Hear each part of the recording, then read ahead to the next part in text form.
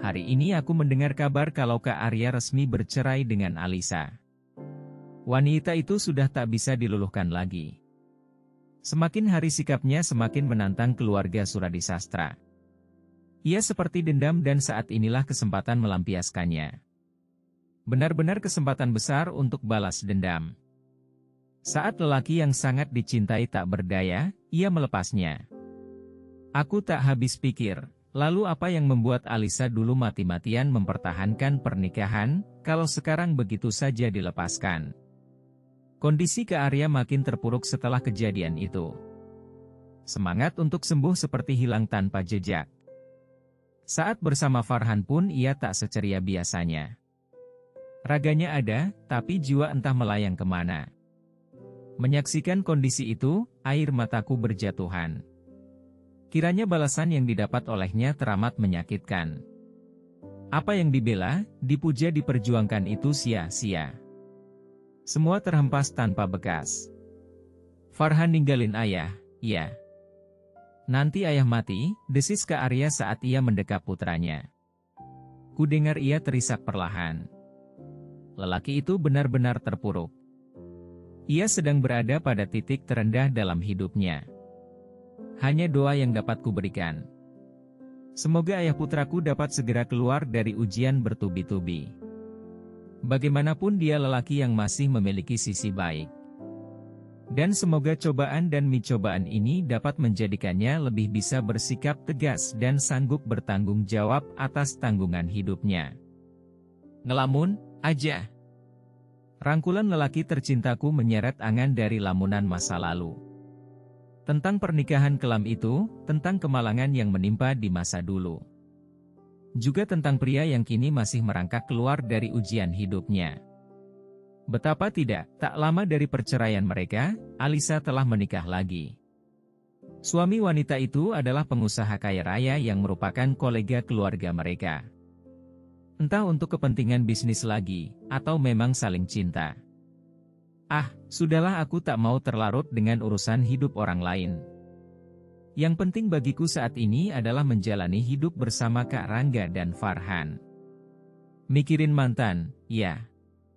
Belum move on, nih. Candanya sambil mencolek pipiku.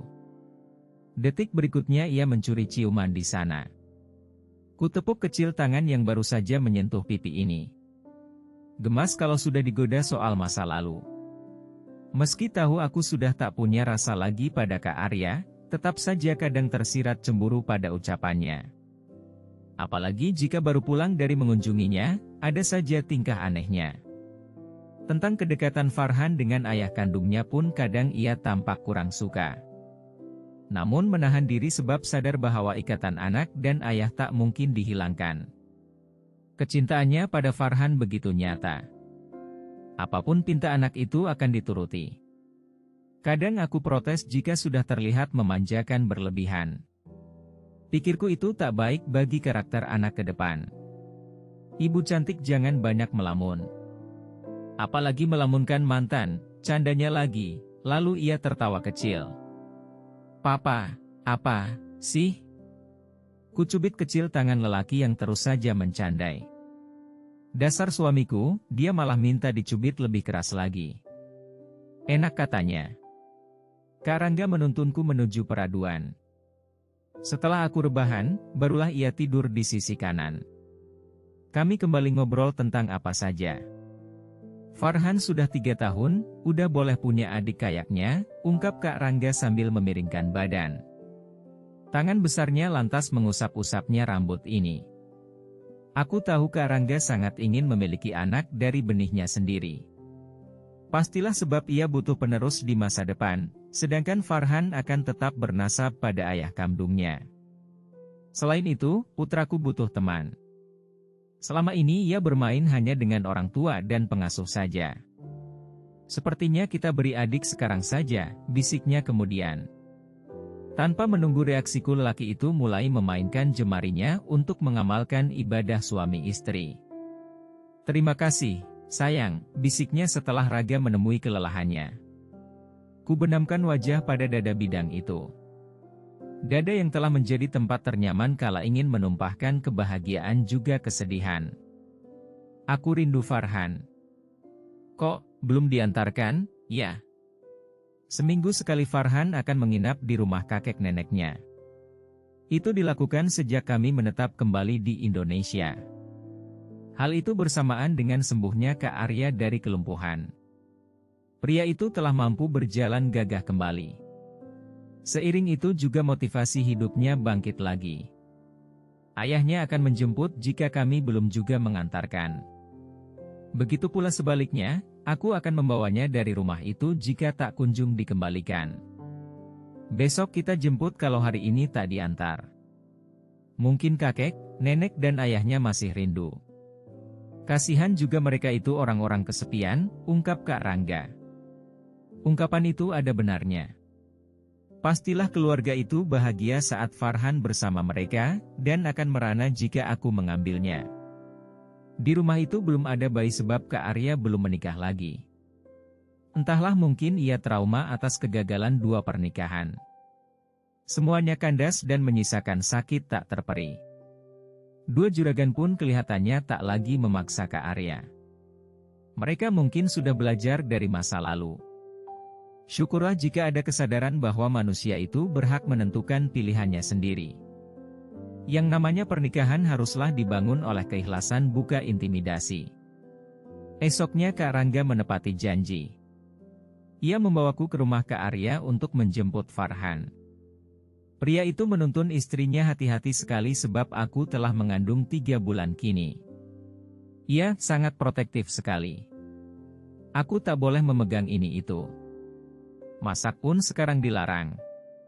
Sebenarnya aku sangat bosan kalau harus duduk-duduk saja.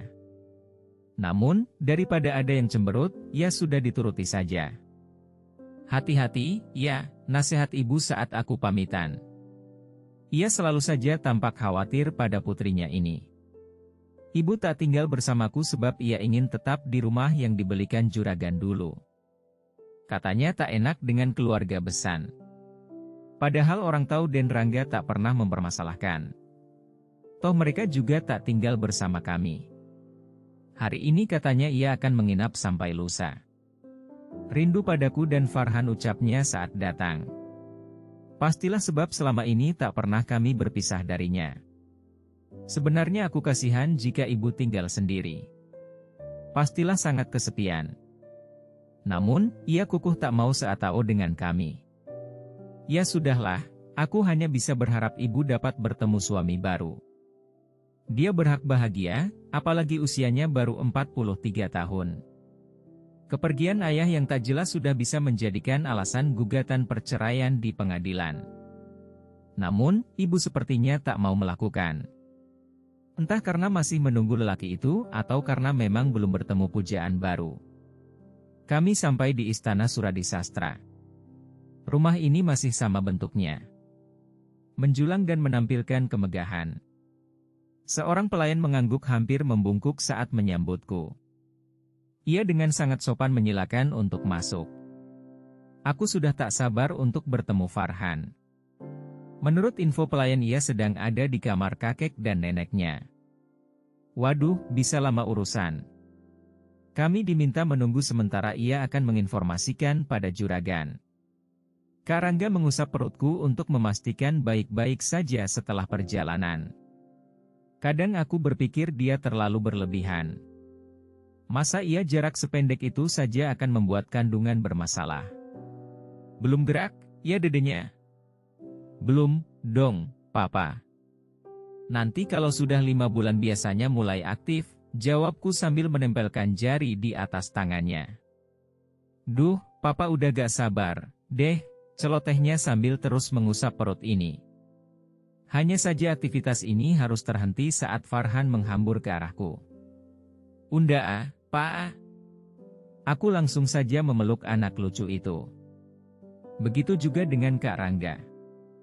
Sesaat kami tak fokus pada 2 juragan saking asyik melepas rindu. Gendongnya sama papa aja, ya.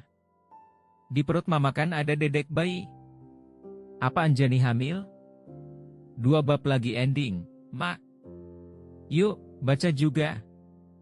Cinta sang pilot Stronger with You belahan jiwa Salsabila calon mantu Kiai Love You Fisabilillah Duda mentereng sentuhan satu malam bos killer.